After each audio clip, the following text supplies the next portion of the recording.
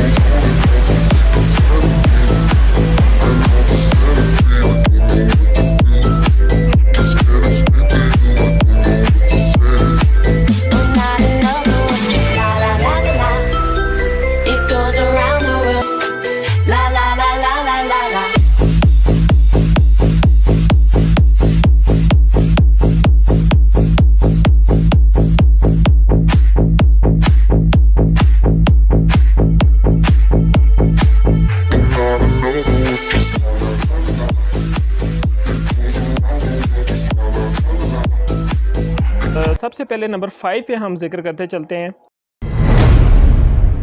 Toyota Corolla 9088 का। जी हाँ, 88 की करोला जिसको हम बोलते हैं। अब वो गाड़ी मेरे ख्याल में एडवांस क्यों थी अपने टाइम के लिहाज से? वो गाड़ी पावर स्टीयरिंग थी, कोई बड़ी बात नहीं है। पावर स्टीयरिंग उससे पहले जो 86 की करोला थी वो भी पावर स्टीयरिंग थी, या वो गाड़ी जो थी पावर विंडोज़ के साथ थी वो भी पहले 86 की करोला में आता रहा है, ठीक है। पाकिस्तान में EFI इंजन के साथ इंट्रोड्यूस की गई थी, तो नहीं, वो गाड़ी बिल्कुल भी EFI के साथ नहीं थी, वो जो कार्बी इंजन होता है उसके साथ ही आ रही थी। तो 88 की करोला में ऐसी क्या चीज़ है कि उसने जो है वो आज की वीडियो में नंबर 5 पे रैंकिंग ली है? तो जनाब वो है गाड़ी का डिज़ाइन, ठीक है। अगर आप 88 की करोला का डिज़ाइन देखें तो वो जो 86 की करोला है उसकी निस्बत वो बहुत ही ज़्यादा रेवोल्यूशनरी था, ठीक है। उसकी आप डिज़ाइन देखें, वो कर्व्स जो थी, वो जो उसकी बॉडी लैंग्वेज है, जो उसका डिज़ाइन है, ये अपने टाइम के लिहाज से बहुत ज़्यादा एडवांस था। डेफिनेटली ये तो इंटरनेशनली ही जो है उसको पूरी दुनिया के लिए लॉन्च किया गया था, लेकिन पाकिस्तान में भी वो 88 में आ चुकी थी। उस टाइम की अगर आप होंडा स्विक देखें, या जो पाकिस्तान में जितने बड़े प्लेयर्स थे, जिस तरह के उस टाइम सनी निसान भी आती थी पाकिस्तान में, होंडा स्विक भी आती थी, और ये काफ़ी कंपनियां थी जिनकी सीडेंस पाकिस्तान में आ रही थी। कोई भी गाड़ी 88 में इस कदर जो है वो एडवांस डिज़ाइन के साथ नहीं थी पेश की गई।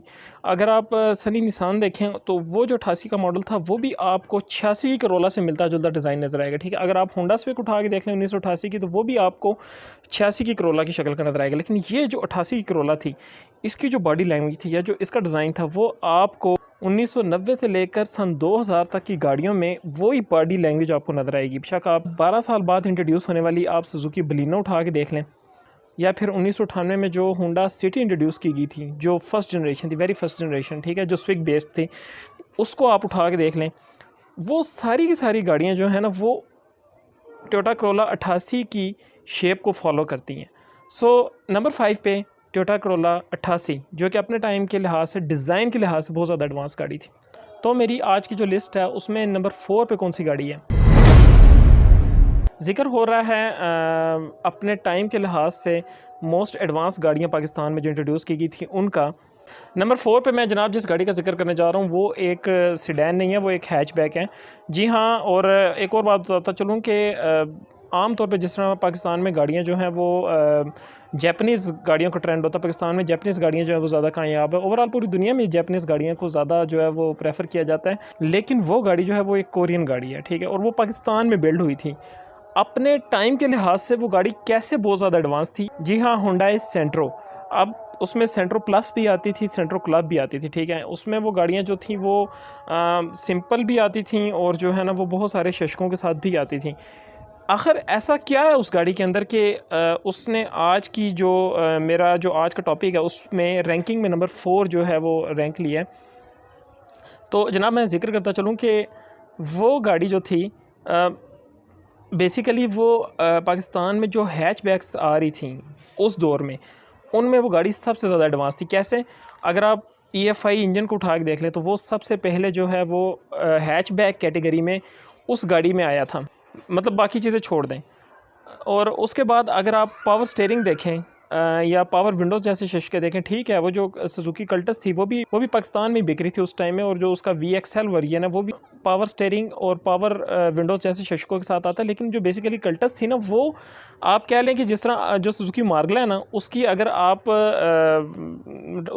ट्रंक को गायब कर दें ना तो वो सुजुकी कल्टस बन जाती है। सीरियसली आप बेशक हिस्ट्री उठा के देख लें, जो सुजुकी कल्टस है वो बेसिकली मार्गला का ही हैचबैक वर्जन है। लेकिन जो ये सेंट्रो थी ये बहुत ही ज़्यादा रेवोल्यूशनरी गाड़ी थी अपने टाइम के लिहाज से, क्योंकि ये वो गाड़ी थी जिसमें 1.0 सेगमेंट में हैचबैक में सबसे पहले EFI इंजन दिया गया था, जो कि अपने टाइम के लिहाज से बहुत ज़्यादा एडवांसमेंट। उसके बाद जो गाड़ी में बैठ के आपको एक एलिवेशन की फ़ील महसूस होती है, जो आपको एक ऊंचा ऊंचा फ़ील होता है, ये आजकल की आप नई कल्टस उठा के देख लो तो वो उस बॉडी लैंग्वेज को जो है वो फॉलो करती है, ठीक है।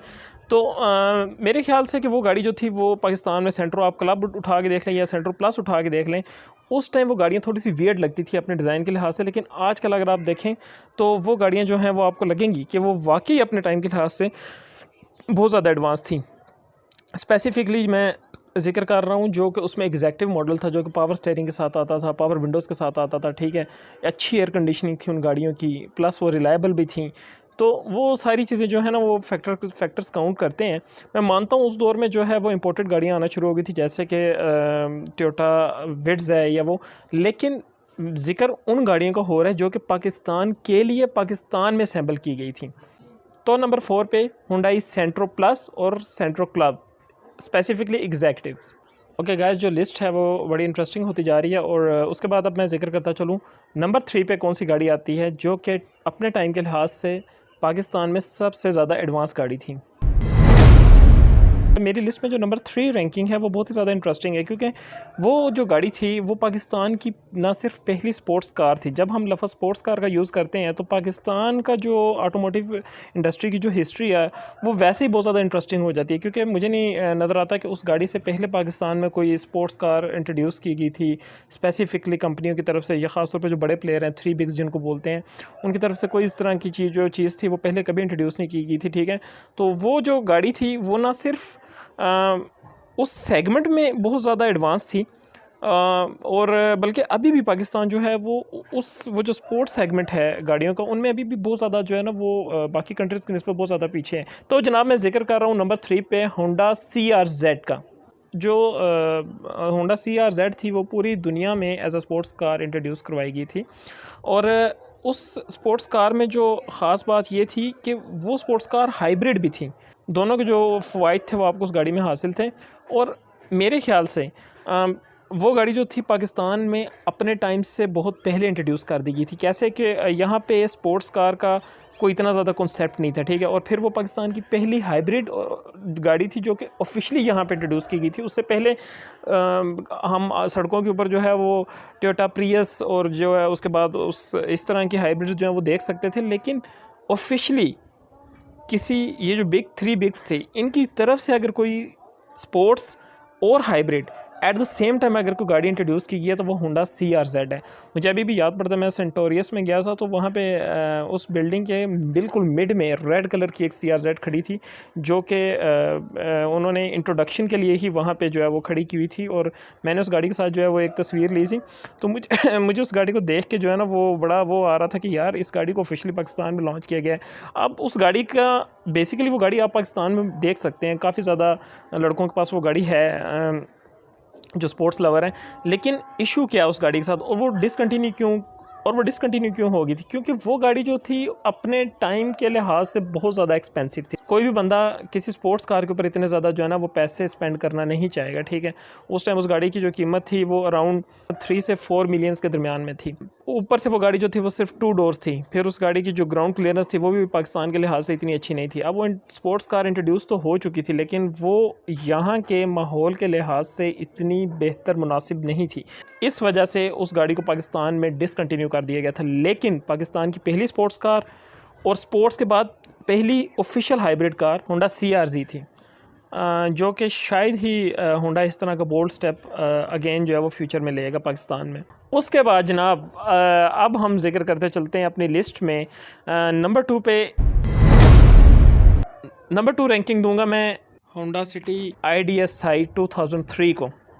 वो टाइम के लिहाज से क्यों इतनी ज़्यादा एडवांस में, या उसको मैंने जो है वो रैंकिंग क्यों दी इस तरह की, तो जनाब मैं जिक्र करता चलूँ कि वो पाकिस्तान की वो पहली कार है जो कि EPS सिस्टम के साथ पाकिस्तान में इंट्रोड्यूस की गई थी, ठीक है। उससे पहले कोई भी गाड़ी इलेक्ट्रिक पावर स्टीयरिंग के साथ नहीं आती थी। इवन जो टोयोटा करोला थी उस टाइम की, जो उनकी अपनी होंडा स्विक थी, वो भी हाइड्रोलिक पावर स्टीयरिंग के साथ आती थी।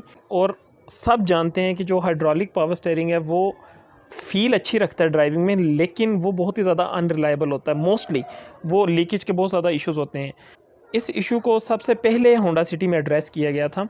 Honda city 2003 IDSi electric power steering के साथ आती थी, जो कि बहुत ज़्यादा रिलायबल होता है हाइड्रोलिक पावर स्टीयरिंग की निस्बत। होंडा की अपनी जो स्विक है उसने इस ट्रेंड को 2012 के बाद में फॉलो किया था, ठीक है। और टोयोटा करोला में 2009 मॉडल में जो है इलेक्ट्रिक पावर स्टीयरिंग आया था। दूसरी मैं एडवांसमेंट बताता चलूँ कि फ्यूल को बचाने के लिए इस गाड़ी में एक नई किस्म की टेक्नोलॉजी थी जो कि पाकिस्तान में इससे पहले ना तो कभी आई थी ना इसके बाद जो है वो कभी आएगी। जो IDSi इंजन है जो डुअल सिक्वेंशियल इग्निशन के साथ है, जिसमें जो फॉर एग्जांपल जो होंडा सिटी IDSi है उसके जो 4 पिस्टन हैं उन पे 2-2 प्लग थे, ठीक है।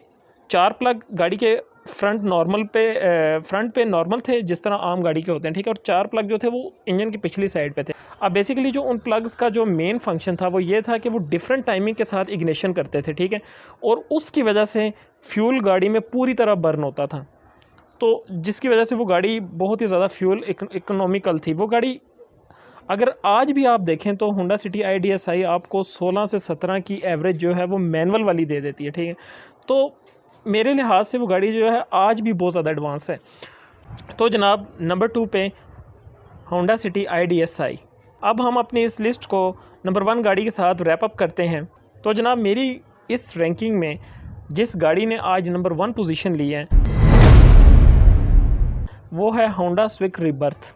अब आप सोच रहे होंगे जो होंडा स्विक रिबर्थ है उसको मैंने उसके रिव्यू में एक एवोल्यूशन करार दिया है, ना कि वो रेवोल्यूशनरी है, ठीक है। मैं मानता हूँ कि वो गाड़ी जो है ना वो होंडा स्विक रिबॉर्न को एक किस्म का अपडेट किया गया है डिज़ाइन के लिहाज से, टेक्नोलॉजी के लिहाज से। लेकिन उस गाड़ी में पाकिस्तान में 2013-14 में वो टेक्नोलॉजी आ गई थी जो कि उस टाइम की टोयोटा करोला में नहीं थी, जो कि सुजुकी अपनी किसी गाड़ी में टेक्नोलॉजी वो वाली नहीं दे रहा था।